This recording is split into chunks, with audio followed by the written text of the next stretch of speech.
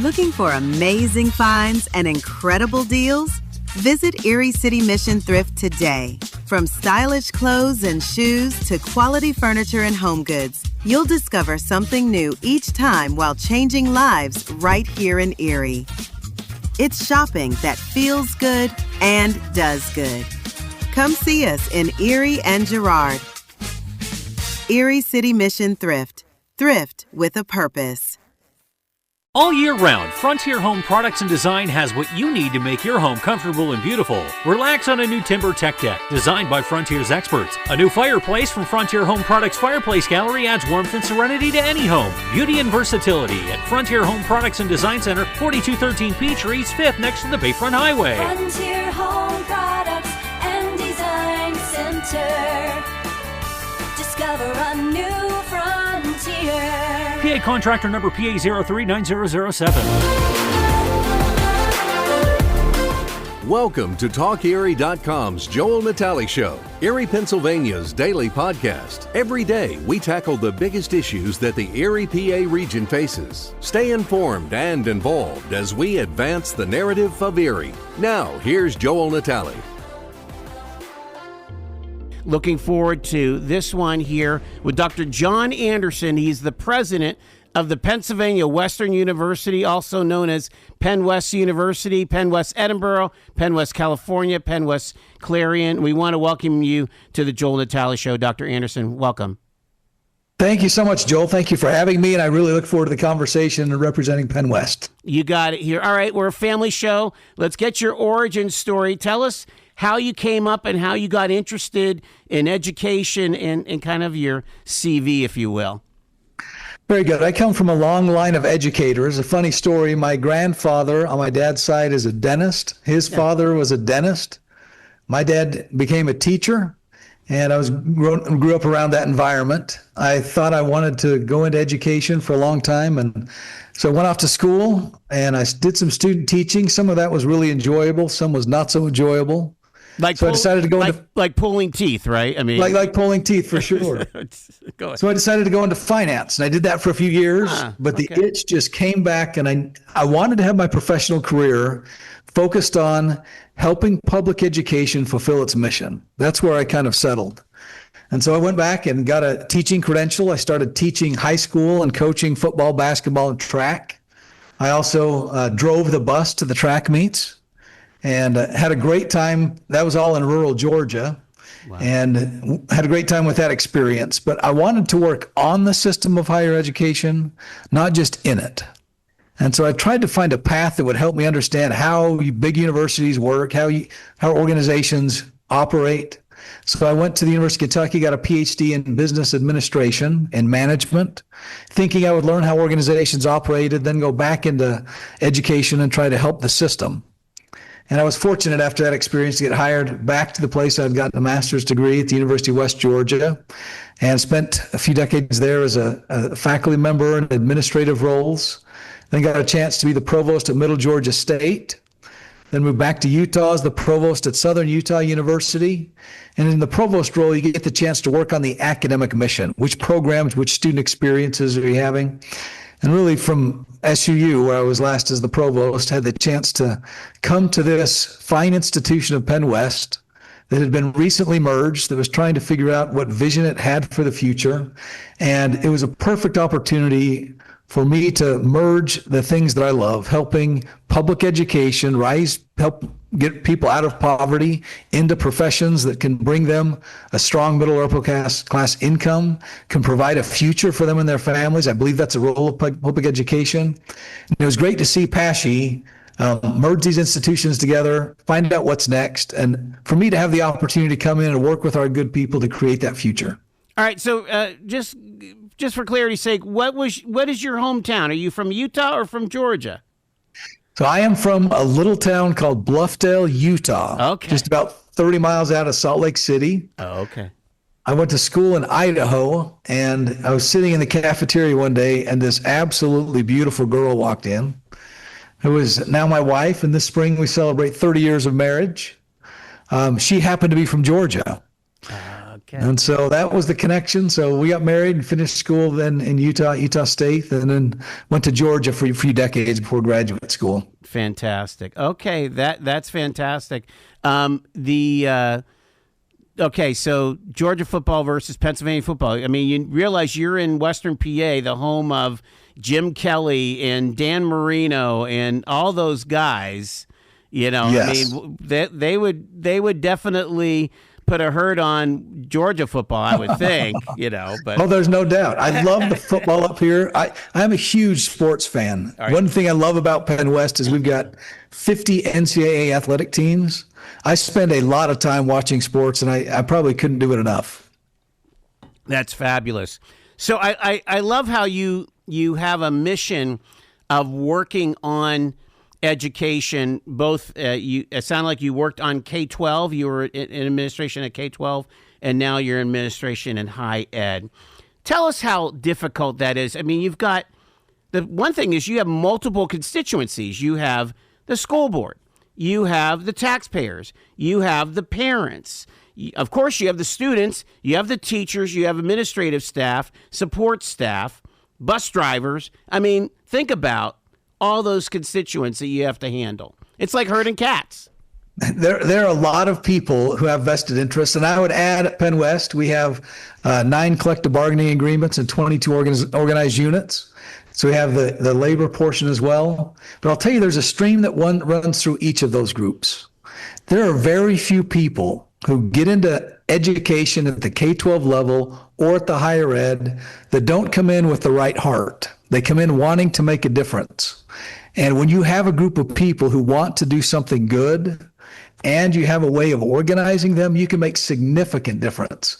But often it is challenging, herding cats. There's lots of different analogies, but I've found in every room that I walk into, I've got people with good hearts, great intentions, and if you listen to them, engage them, they can participate in the decision-making and building a future that is really mission fulfillment for us.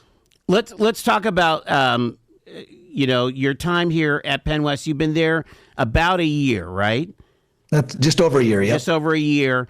And something you can tout going into this in this school year is that enrollment has stabilized here with 10,548 total students. We're calling this the most stable numbers in a decade. Online is up 8%, dual enrollment up 270%. Talk through some of those numbers, what are highs, what are lows, that kind of thing. Sure. So when people think of PennWest, they think about a merged institution. We are really a 4-campus institution. We have 3 face-to-face campuses who have a history that date back to Cal's beginning in 1852, and Edinboro's beginning in 1857, Clarion in 1867, a deep, rich history. We also have this 4th campus, which is reaching new markets. That's our online campus. And we have almost 4,500 students who are enrolled at PennWest completely online, meaning, and that's asynchronous online. They often do work on their own time, get their assignments in, and the first time they may set foot on campus would be at a graduation. And we have had the 3 campuses before the integration and since have had pretty significant enrollment declines. Some of that is due to demographic shifts, not as many students graduating from high school, but not all of it. A lot of it has to do with our need to help tell the story and the power of higher education to 15, 16, and 17-year-olds. So when they're wondering what they're going to do after higher education, after they graduate from high school, they have an option to go to a publicly funded institution, one of the lowest cost options in the state, in which they can pick a career that will set them up for the rest of their lives. Getting that message to 15, 16, 17-year-olds in a way that they want to come have an engaging experience on a campus, that is part of our enrollment challenge and has been, but that's what we're turning, is the message of higher education, which, frankly, we've had in higher education. We take some lumps in the media, and a lot of it's justified. But we're working to turn that message and deliver the experience that students want and deserve. It's interesting because to hear you say, okay, yeah, one is the demographic cliff, which we've kind of known now for about 10 years that something happened in 2008, and we stopped having as many children here in the United States. But something else has happened in the value proposition of higher ed, and the idea that it makes me what's a head scratcher for me, honestly, Dr. Anderson, and we can get into this a little bit here, is here you have three universities, 1852, 1857, 1867. This is long before even middle-class individuals would go to college. I mean, colleges were for teachers and ministers and the elite.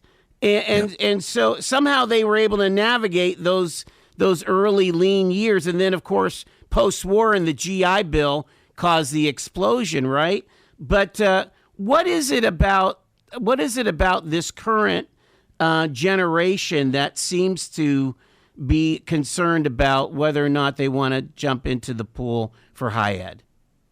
So I would broaden that just a little bit to say there's a lot of students who finish high school today that there's a lot of studies that talk about this issue of failure to launch.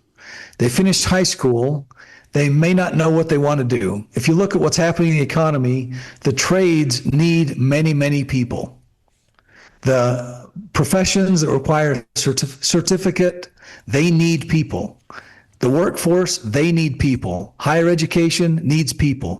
The industries that require higher education, the doctors, lawyers, architects, all of those engineers, they need people. And so part of it is a student asking if they want higher education or not.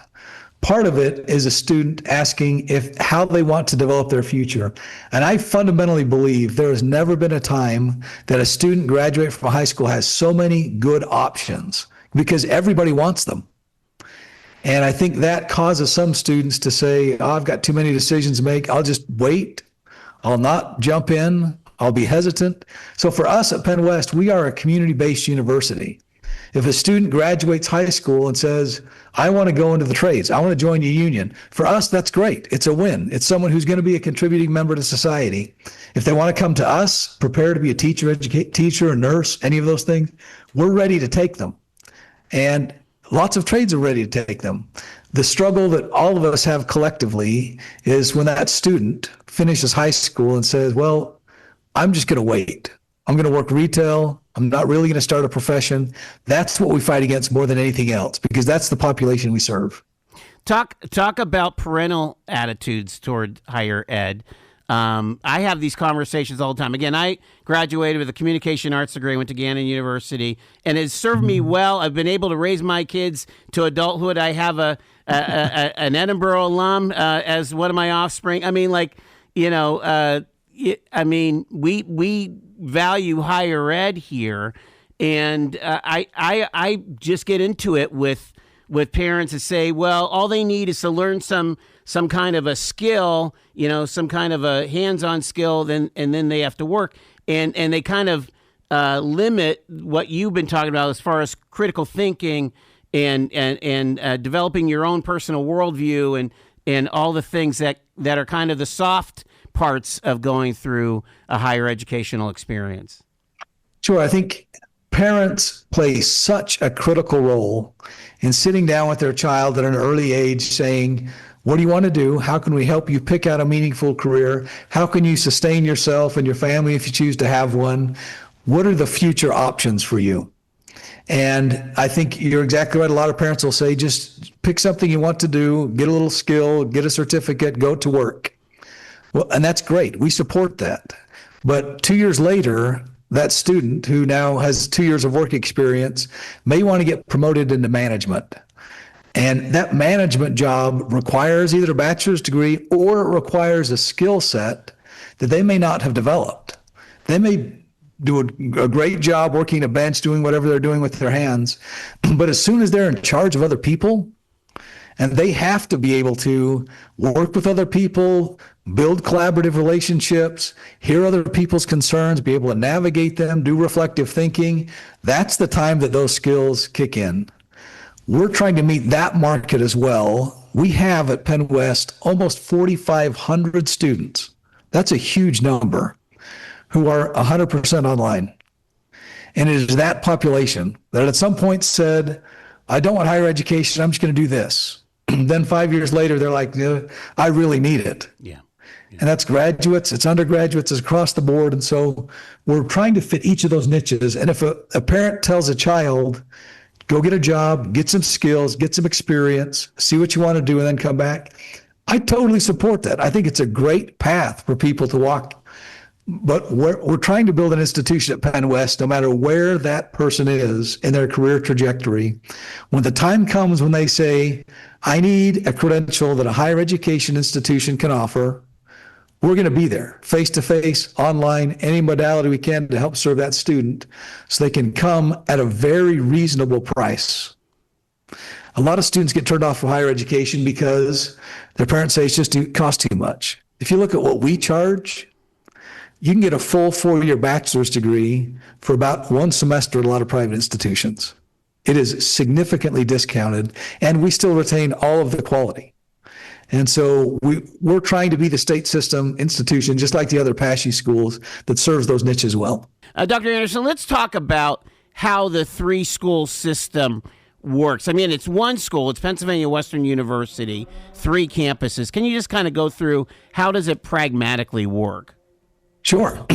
So let me take you back to my time in Georgia. I was the provost at an institution named Middle Georgia State University.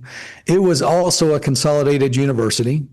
There were 2 institutions that merged together. We have 5 physical campuses and about a 182-mile loop to drive to all of them. So I'm familiar with that system. PennWest is the combination of those 3, and we have a 4th campus, which is our online campus. We intentionally, and this was done before I got here, it was built that way so we could serve those populations with purpose.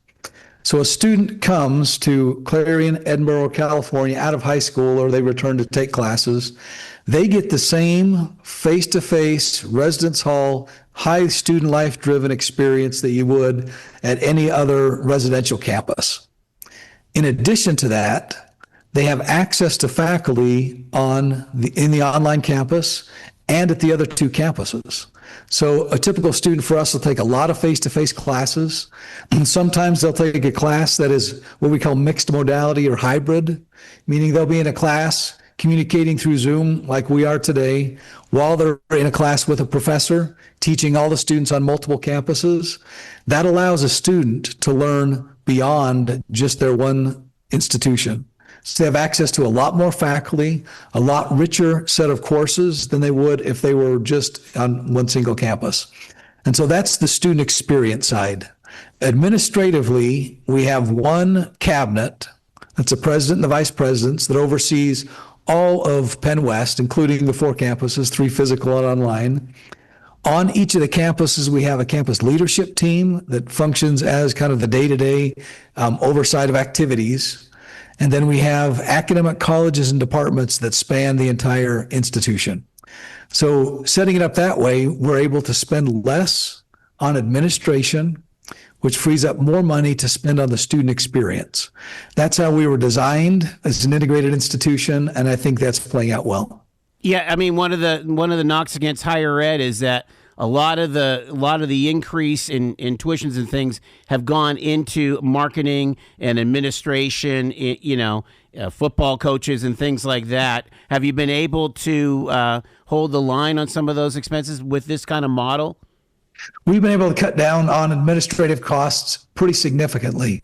Let me give you some specific examples. Every university that distributes Pell Grant money or Title IV financial aid, they have to be accredited.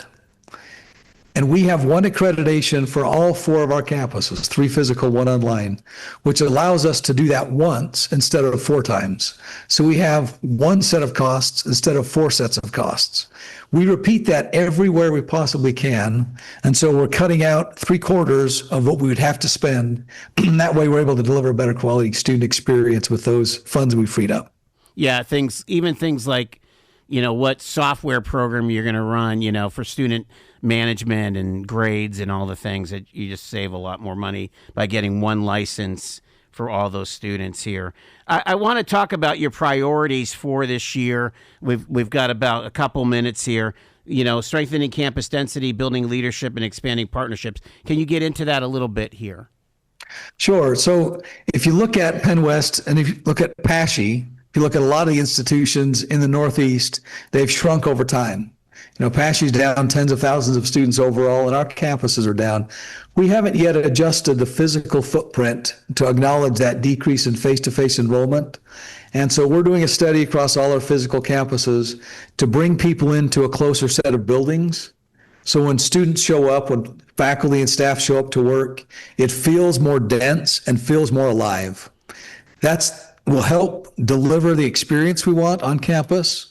It also saves us money operationally because we're able to mothball buildings that are on the outskirts of campus. We don't have to heat them, cool them, all those things. So that's the big creating density initiative. We are fortunate at PennWest. We have a lot of leadership people or people in leadership positions. Many of them are very new. And we're bringing on some new vice presidents and other things this year. And creating a strong leadership team that is inclusive, that listens well. We call it the PennWest way, in which we engage everybody in conversations in ways they want to connect again. That type of leadership development is what we're trying to infuse throughout the university. That'll take some time, but that's an open initiative that we talk regularly about. So those are our big things. And then we're building a strategic plan, doing a number of other things to help draft what that future for the institution will look like. When you think about the strategic plan, you're planning on all three campuses. Is that correct? Yeah, we're planning for PennWest, which includes all three campuses and online. Okay, so I guess one of the big panic points here in Erie County is we are in the extreme Northwest. We want to keep our campus. The campus is absolutely essential to the life and growth of Erie County. 100%. And we can say the same thing in Clarion in California. PASHE made an intentional decision to keep every campus, to keep the athletic teams open. We are live, vibrant, and we will be here for long term. From baggage claim to pajamas in 10 minutes. Erie International Airport. Fly with ERI.com. Fly Erie International Airport to Charlotte on American Airlines, your nonstop gateway to the world. Also, we have Breeze Airways flying nonstop to Orlando and Tampa, Florida. A great low-cost carrier providing excellent service to the regional community. Fly Erie International for your travel needs. Fly with ERI.com. Get paid to drive. Start a new career behind the wheel at the EMTA. If you are looking for a high-paying and rewarding career with full benefits and paid training, stop by or apply online today with the EMTA. Plus, EMTA riders can now enjoy free Wi-Fi on new, clean, and environmentally friendly buses to travel all over Erie County. Visit ridethee.com for more information. Get on board EMTA. Get on board EMTA. Get on board. At Quickfill, what matters most is that our customers, our communities, and our heroes are taken care of. We start by providing American-made gasoline, which means you can buy local, keeping America and your communities strong. We also support vital charities every year and hold Operation Give Thanks each November to help provide a better future for our veterans and their families. We're proud to support the communities we live and work in, and we're doing our best every day to make our towns a better place. Quickfill, driving America. Here, and Dr. Anderson, I want to get to how this works for students in this setup here, because you're about to launch this experiential learning center, learning by doing. I think that's really exciting. But one of the big concerns before we go on is, what professors get to what students at what place. Now, again, if you're signing up for the online campus, you expect everything to be on a screen. But, if you, let's say, are in one of a core curriculum class, English, speech, philosophy, and, whatever those core curriculum classes are, how often, let's say, will the Edinboro students get an in-person prof vis-a-vis the California or Clarion students, or for those core curricula, is that pretty much it could go either way, I guess? So most of that is determined by student choice. Okay. And when a student comes to us, it's like 80 or 90% of the time as a freshman, they'll have fully face-to-face classes. Okay. Now, if they want a specific general education class that only a small number of students want, it may be through one of the mixed modality. So they'll have that online. But the far majority of our undergraduate first year, second year experience is face-to-face traditional.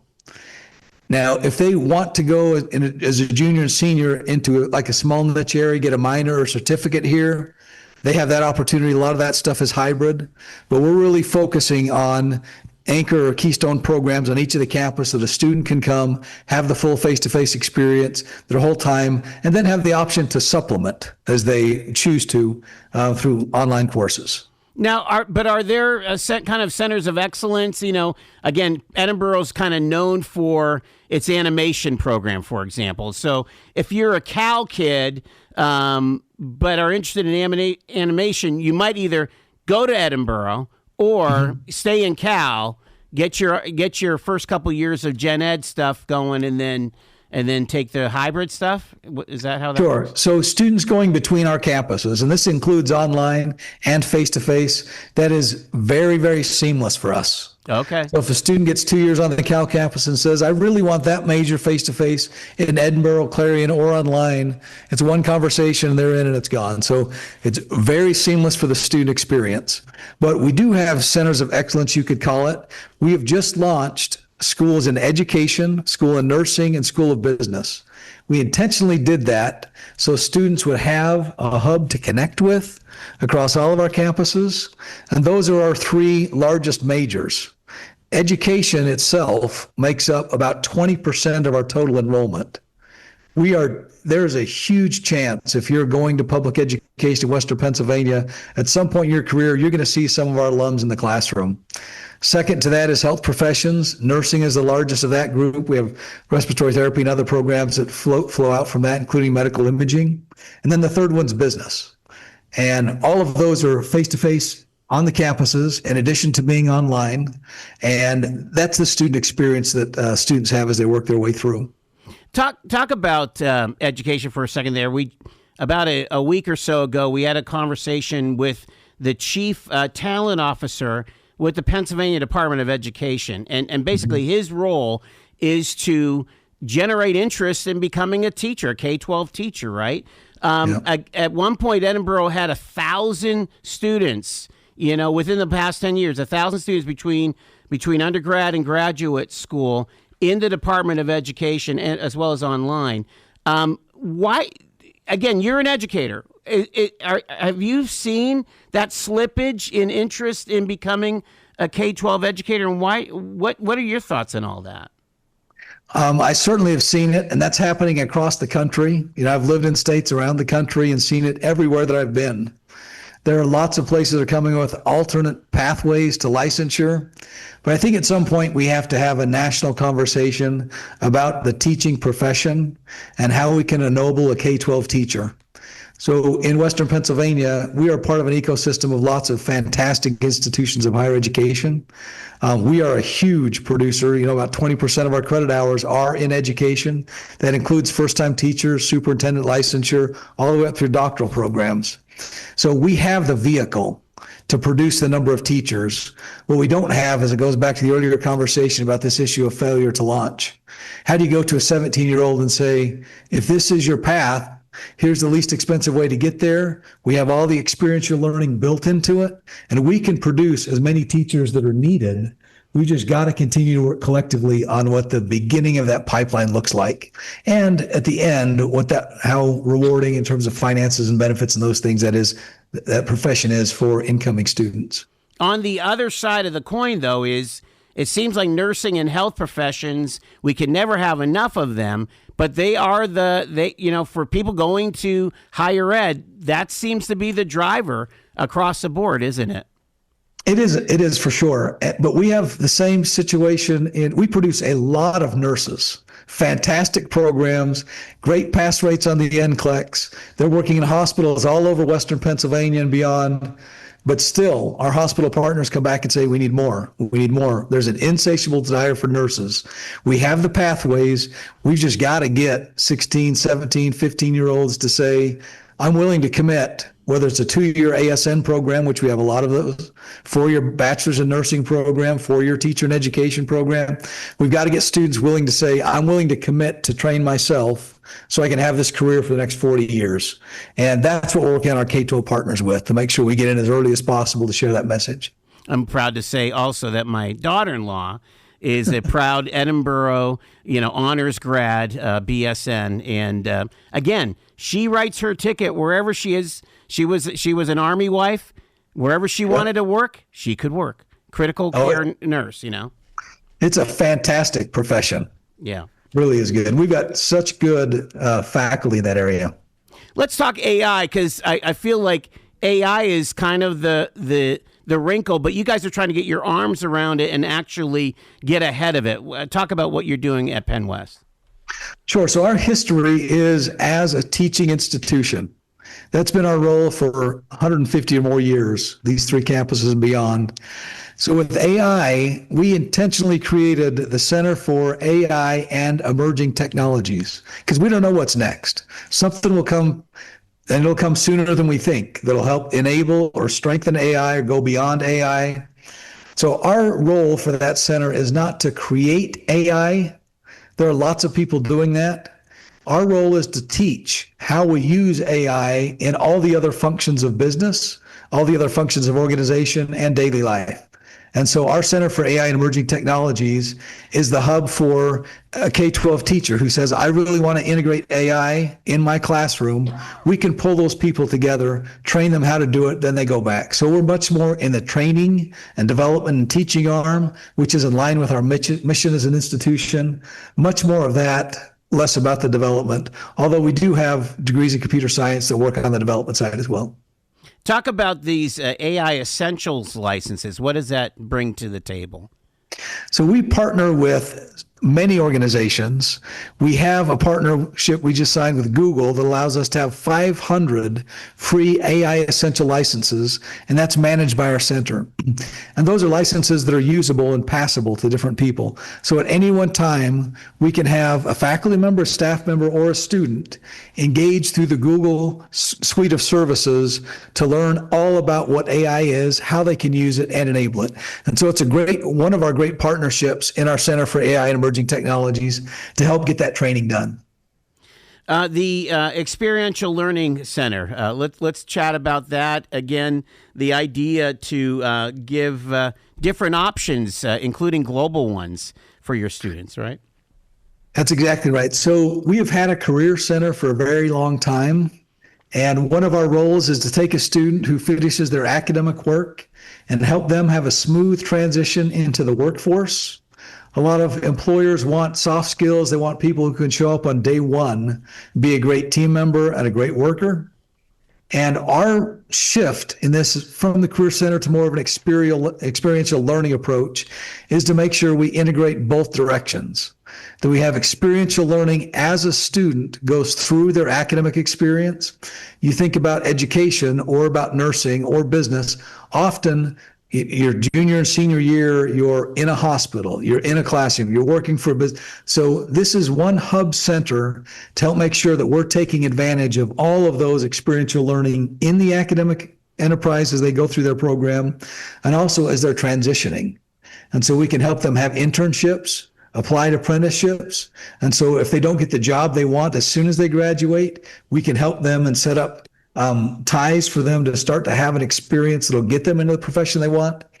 And we didn't touch on it earlier, but that's an important part of PennWest, because if a student is just in Edinboro and goes to the Experiential Learning Center, it's likely Edinboro has great connections in Erie and all around, but because we're PennWest, that person they're talking to, that staff member in the experiential learning center, will have connections in central western Pennsylvania, in the Pittsburgh area, below down by Cal, and within a few phone calls, that student now has access to everything up and down western Pennsylvania. And so it's a real benefit to have an experiential learning center that has hubs all up and down western Pennsylvania for every student on every campus. It's, kind of reminds me of when I was undergrad and on the campus radio station. You have this, classic campus station there in Edinboro, WFSE, the Spectator newspaper, and all, again, for those comm students or for the students in animation, those animation labs actually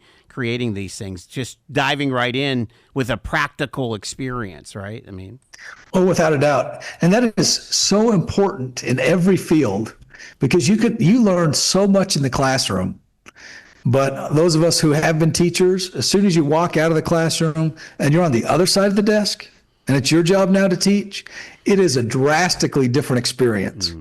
And sometimes it's shocking. And sometimes when people hit that point, they don't like it and they go to a different profession. But if we can get them to have many experiences, whatever it is, a nursing, healthcare, business, so they start to grow and develop as they learn in the classroom, that produces the best results for students and the employers that will hire them. You recently received your accreditation through Middle States. You're good through 2033. Let's talk about some of the things that they thought PennWest was doing well, and some of the things you might be working on. Sure. So let's start with things we're working on. It was very interesting. I came in at the end of this process. I've been here just over a year. A lot of the work was done before I got here, and we have such good teams working across all three campuses. But this institutional accreditation is a standard of quality, and it's a stamp of approval by an accrediting body that we're meeting that standard of quality. And so the things that we're working on are the things that most higher education institutions are working on right now, and that is financial stability, making sure that we're balancing and strengthening our enrollment. And even though those are things we're working on, we got clear marks. We are fine and been approved by the board to move forward. And so we're good for 7 years. The strengths were across the board. They really appreciated what had happened, the significant work that went into integration. They were surprised that we were as far down the integration path as we were just 2 years after the start of the integrated institution. They were pleased with the shared governance parts of that integration process, the number of committees that were involved and people who were involved. And then they spent days on campus, meeting with faculty, meeting with students, meeting with staff, seeing how the inner working of PennWest happens. And observing those days when they were here, I think they left with lots more inspiration than they did questions. Because we've become a vibrant institution that's integrated and went through a challenging process to do that. But that was the take-home message. It's very rare for them to leave with no findings, and that's what we had. Let's finish up with Dr. Anderson here, talking about that new strategic plan. And it goes without saying that the presence of PennWest Edinboro, is a humongous economic driver for Erie County and the region in general. Again, it's the only state PASHE school between here and and the other two. Schools. There's not another state school around. And talk about that sustainability, and that anchor here in Erie County. Is that what you're going to be planning around? Is keeping all three campuses viable, or is there, is a in the realm of possibility that we will have to consolidate further? Do you think? Oh, we are. I want to make sure I'm crystal clear on this. Everything we do at the institution is going to be focused on a 4-campus solution. Edinboro, Clarion, California, and online. They all complement each other, and they all serve different regions. I think it was very forward-thinking of the legislature and of PASHE to keep our 3 physical campuses open the way that they are, and they will continue to be. Because We serve a student. And our student can be the brightest in their area. We have lots of people who could go many other places, big research schools, but they choose us because of what we provide. We also serve the student who is unsure of their own ability to succeed, who we are likely the only school they are considering. Many people may not know this, but we can pull a report from the Department of Education each fall semester that shows us, of all the places our students applied but settled on coming to us. And when you look at that list, it's not like people are choosing between us and Ohio State. Right. For a lot of our students, we are the only option they're considering. They may consider Edinboro or Clarion or Slipper, whatever it is, one of the PASHE institutions, because we're within reach, we are very cost effective, and we have quality outcomes. And so if we shrunk further, there's huge student populations that wouldn't get served and they just wouldn't go. And so I don't see any future that any of the 3 physical campuses would shrink or get diminished. Our plans will be focused on growing the 3 physical campuses and growing online and serving all Western Pennsylvania from Lake Erie to the West Virginia line. I think we do it incredibly well, and we'll be here for the long run. Yeah, I mean, again, we're having this conversation because we absolutely see the importance of Edinboro in this area and PennWest Edinboro regionally. We haven't even talked about things like the beehive and all that it contributes to small business and entrepreneurship here, and talk about homecoming over the weekend. My gosh, it is this vibrant. It really reminds you of the power of that university in the everyday life of Erie County.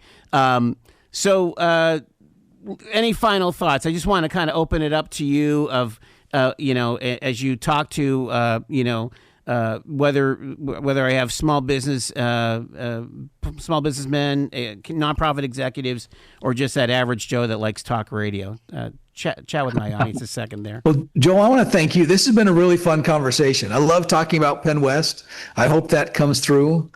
I love the fact that regional universities like our 4-campus solution at PennWest serve the needs of local populations. We've been here for more than 150 years, multiple campuses. We are going to be here for the long run. I want everyone who's listening to this to know that we want to partner. We want to be close to every intermediate unit, every school district. We want to provide the higher education needs in all of Erie, and we'll not just do that to benefit us. Our purpose is to lift up communities. That's why the state funds us. We're very mission driven, and we're going to work tirelessly to make sure that we're elevating every part of the region that we serve. So you mentioned a few things like the Beehive, our Experiential Learning Center, and our AI Center. All of those are community-based outreach opportunities. People should think of a university today not like a place you go to get a degree and leave. We are a part of the heart and the brains of a community ecosystem. We acknowledge that's who we are, and we work tirelessly every day to fulfill that mission.